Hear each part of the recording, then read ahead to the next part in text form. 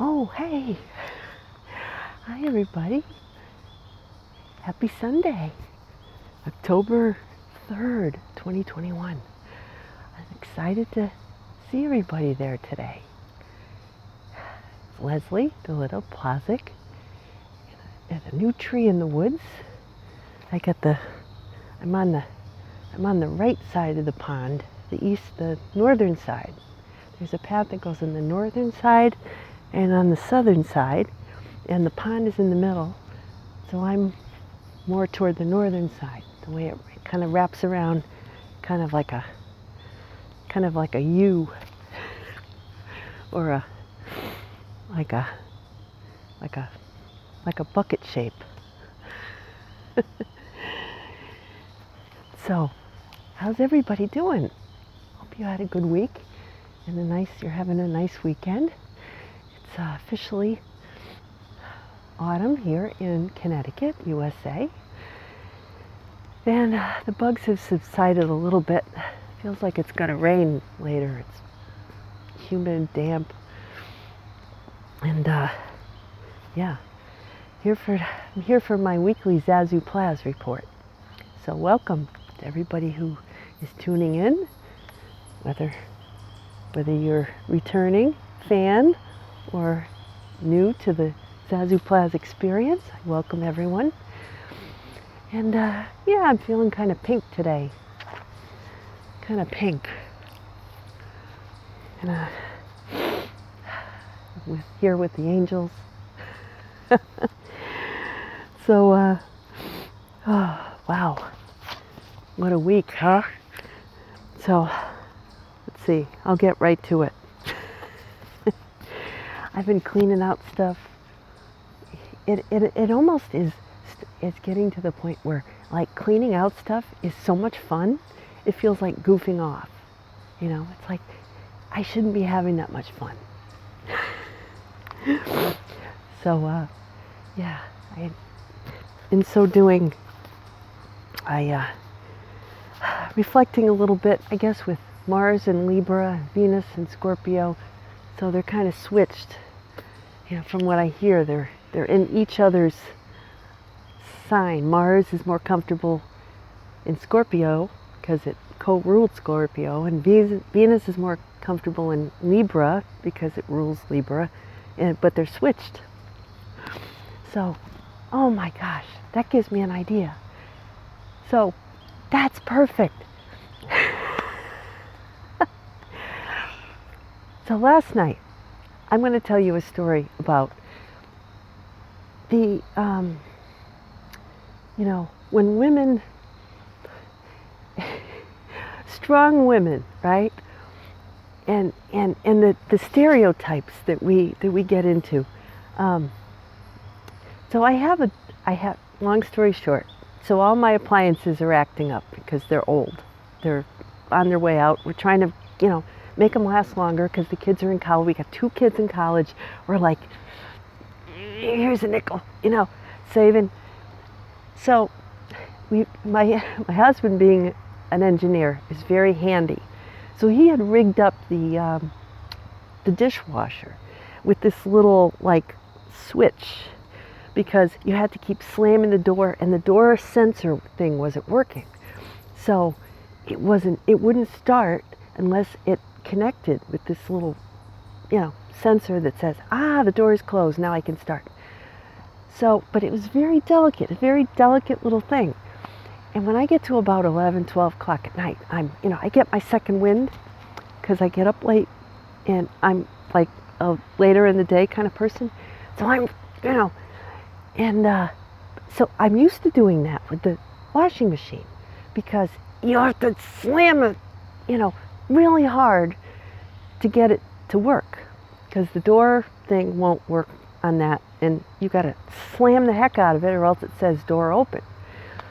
So I did the same thing with the dishwasher, and this little piece of plastic flew off, and then the whole thing, he had said to me, just leave the dishwasher, you know, he didn't say why, he just said, just leave it. And I said, well, you know, I'm just going to do a load.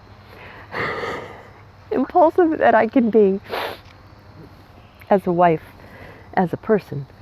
I suppose it can be challenging to be married to me because if I don't have adequate places to channel my energy, I'll take it out on the appliances. So I slammed the heck out of it, and the pieces went flying, and I forgot about it until this morning. Well, so what happened was the little mechanism kind of went inside the little part of the dishwasher, and I said, oh crap, he's gonna kill me. Sure enough, this morning he had made me a nice pancake breakfast with turkey bacon. I did my workout when I came up. No, it was before I went, and he went to put the dishes in. He's like, and I said, well, oh, that's right. Last night, something happened. Well, it wasn't my fault. The little thing fell in the thing, and I just closed it. And so the reason why I got so mad was because there was this light on that wasn't supposed to be on. It was like sanitizing activation or something, and I was trying to shut it off. And that's when I started getting so mad. And he's like, "You got to learn to channel your aggression." He's like, "Don't take it out. That's going to be another 3 hours I got to spend fixing that darn thing." And I was going to do the finances and which he ended up doing anyway. Went to see his mom. But long story short, as usual, he says, before I went downstairs to work out, he's like, "You're going to have to treat that dishwasher like a lady and the washing machine like a guy." They were talking. I said, "This is what my life has come to. I'm standing in the woods telling my phone about talking to my husband about the appliances as if they're people." I can't make this stuff up. So I said, wait a minute. I've got to be, so being gentle, I got to be gentle with the dishwasher because it's how come the dishwasher gets to be a woman, And it's like, well, you're going to end up washing the dishes. Aha. He's like, you're going to end up washing them by hand. Blah, blah, blah, blah, blah. I said, well, that's nothing new. I always wash the dishes. Well, you're going to be washing a lot of more dishes. Blah, blah, blah, blah. So I went and worked out, and I thought about it. Did some kickboxing, did some running, did some lifting. Half an hour, I came back. He had it all fixed, and everything was fine. But I says to myself,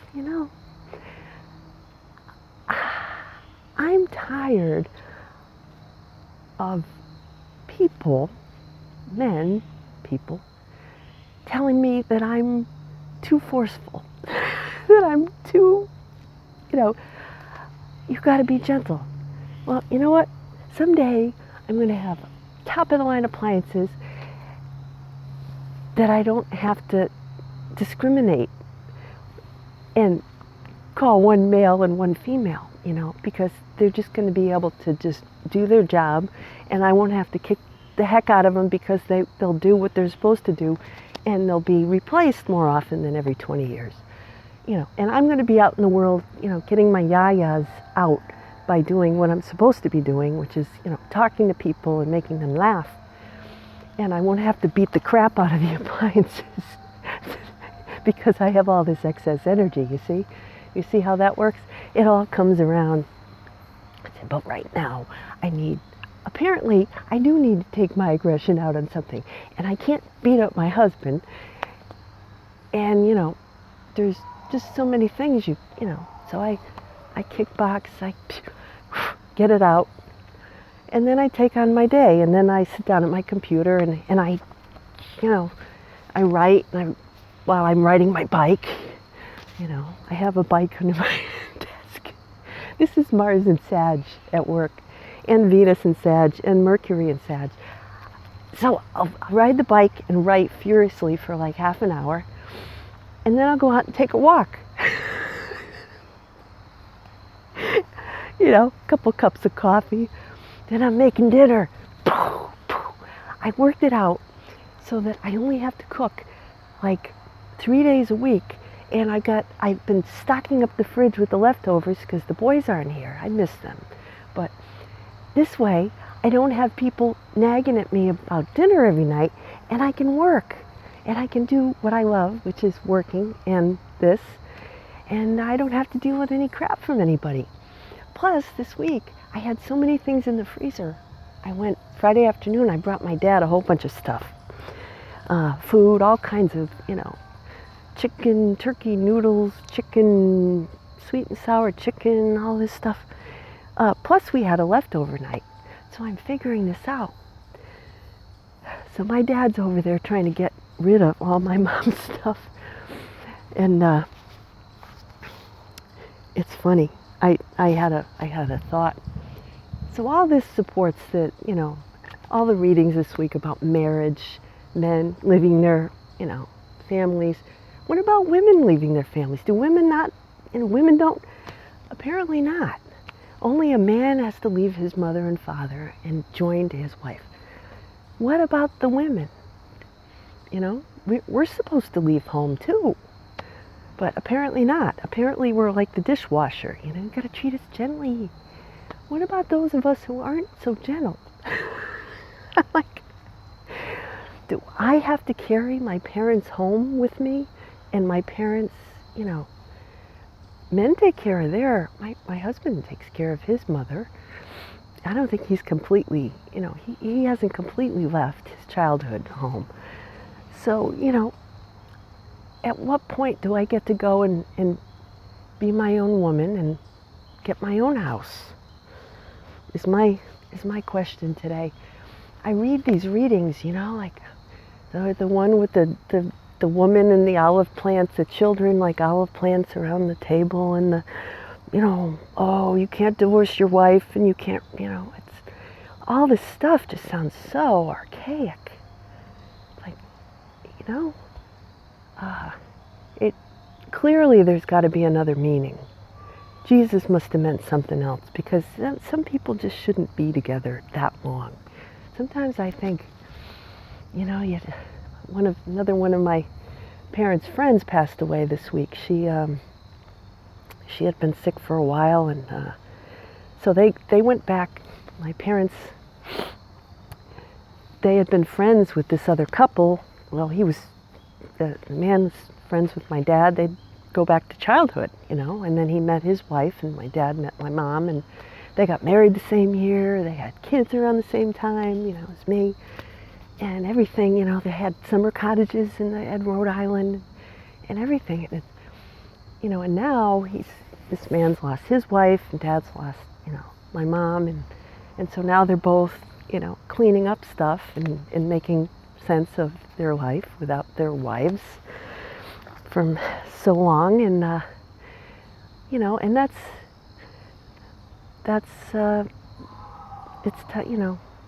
it's heartbreaking, and it's touching, and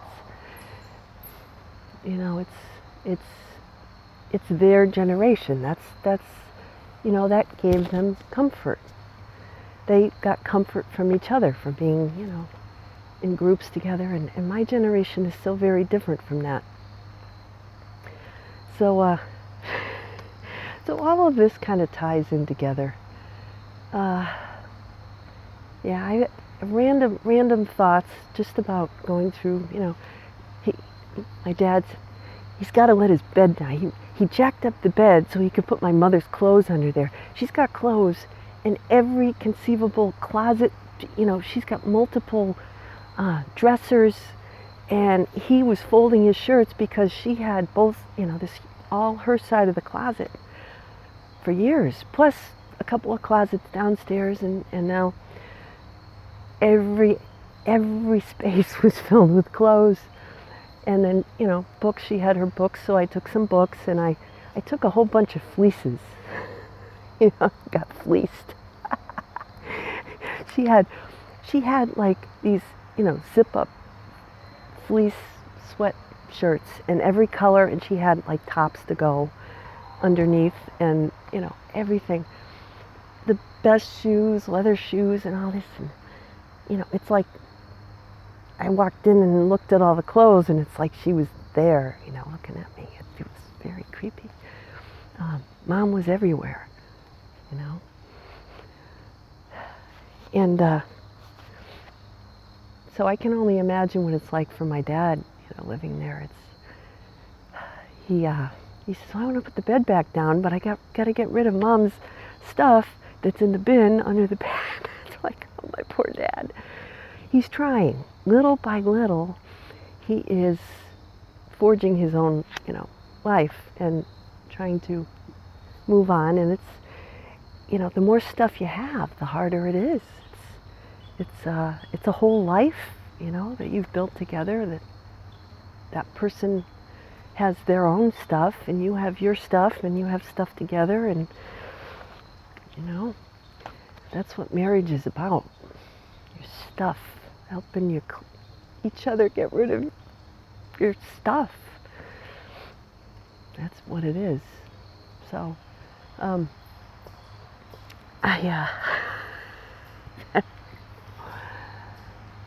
it's about, Libra season, partnership. And, where does one person stop and the other person start? And where do you, intertwine? And at what point are you like vines choking each other? This morning, my husband said, where do those trees has to go? And I pointed to this one dead patch in the middle. It was all, like dead leaves, and it was like, and he's like, yeah, that's the one. There were all these vines that had crept up and were choking the trees, like holding on so tight that, intertwined. So that's got to go. Where are the vines that are choking you? That's what I'm asking myself. So I think with some people, when those vines, those things that tie you together are too suffocating and you stop growing as people, then that's probably a good indication that, you need some space. Well, you need space in a relationship anyway, don't you? But growing up Catholic, it was, you didn't talk about stuff like that. Because and that reading always kind of bothered me, because it just seemed, you can't take that at face value. It just seems something about it needs some more interpretation, because it can't be that obvious. But you have to look. Oh, and the other thing that I noticed, you have to look really carefully at stuff that people have on their walls. The stuff you put on your walls. Yeah. I miss my guys. So in my parents' house, my mom would always say, I live simply. You got to live simply. She's got this big painting on her wall that says, live simply, be grateful for your blessings, and then live simply. And then you look at her closet, and she's got every single color of like LL Bean, fleeces. Like, those are expensive. She's got 50 million coats. I got 2 coats. I said to my dad, I said, the more stuff I get rid of, and I didn't have that much to begin with, I said, the better I feel. And he says, yeah, how soon before you're living in a box under the highway? Well, then he goes on a monologue about estate taxes and, something about people and heirloom farms and, getting taxed. I don't know. But I checked out when he was talking about all the political tax stuff. And I thought, if having a relationship, being able to talk to my dad, keeps getting interrupted by all this material stuff. It doesn't really mean anything. How can that be a good thing? Where you lose sleep at night because you have too much stuff and you're worried that somebody's going to take some of it. Who cares? Let them take it. I'll make more. So I was going through, I'm a firm believer in the fact that we create our reality. So before I get in too deep, I think it's too late for that. I believe that everything is part of the divine plan. Things are predestined. And case in point, I got this song, Our House in the Middle of the Street, Our House. Remember that song? When I was like in high school, that song was out. And I found this card from my mom. Well, I was in college when she wrote this. I had just spent a weekend home, probably at October or somewhere. And she put their street address, the numbers on the door. So, see this house? I grew up in a colonial that basically looked like this, except it didn't have like the middle windows. It had 3 windows on the top, and it had like a window over there, and there was a garage here. But the front door was, basically like this. And the house I live in now looks exactly like this, down to the blue door. All right, and we have a chimney. We have a chimney in my house that I grew up in. And she says, Dear Leslie, though she crossed it out, she put we, can't be there with you today, my thoughts are with you always. All our love, Mom and Dad. We're remembering with pleasure the fun weekend we had together. See? Smiley face. And then she says, P.S. This is a shelf card. So she had this old-fashioned colonial hutch, and they still do in the kitchen. And she would get cards from people, and she'd put them up on the shelf. The ones that are current, like this.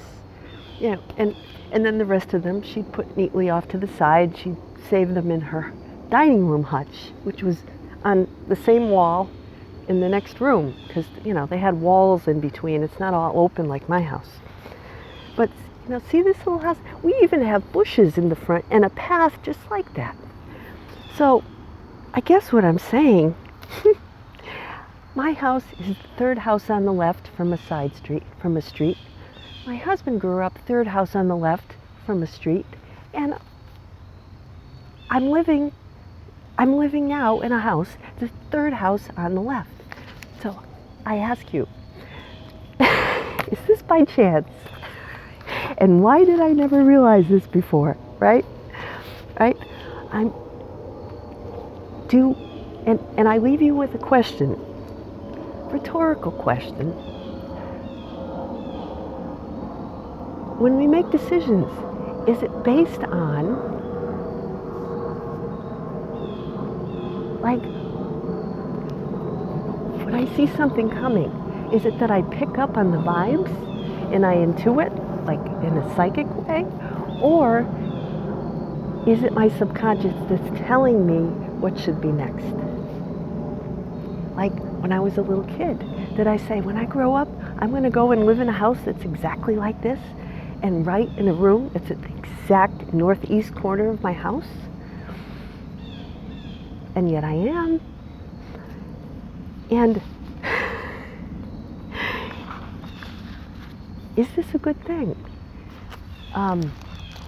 Does our inner self, our soul, subconsciously seek the situations and people that we need for our evolution?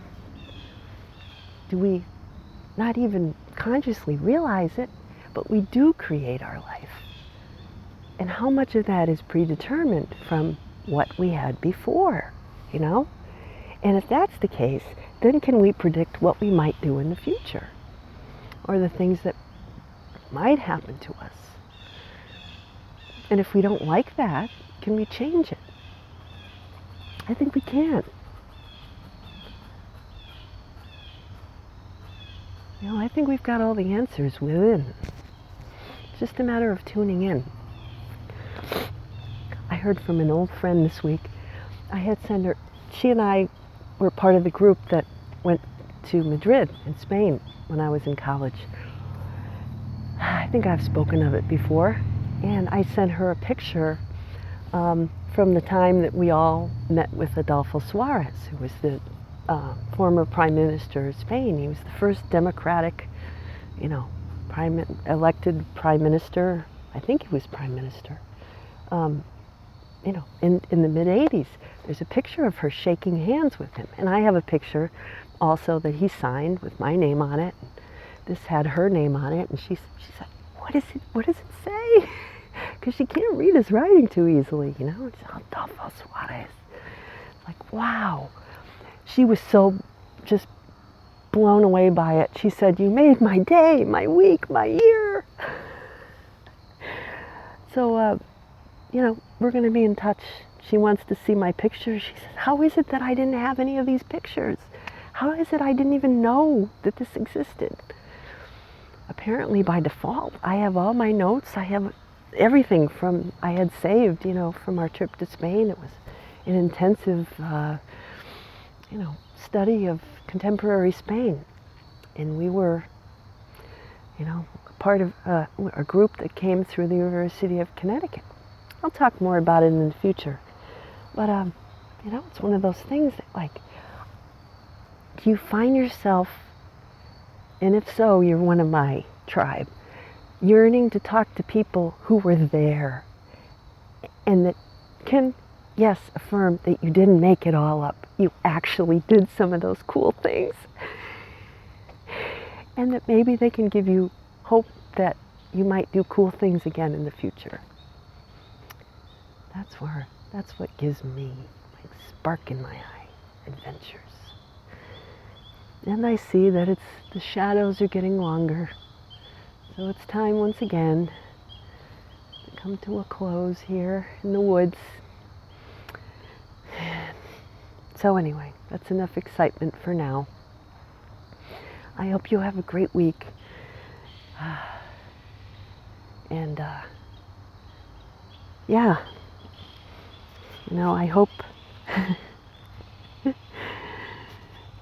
you like that space clearing lady in the book I just finished. Make friends with your house. Give it a name. Where is your house telling you it needs some love? Did your kids just move off to college and leave a big mess? I just went through Jack's room and put out stuff that he might want to get rid of. And I made a whole bunch of room in his drawers. It felt good. It feels airier, All right, enough about that. Until next week, have a sparkling day. See you next Sunday. Take care. Bye-bye.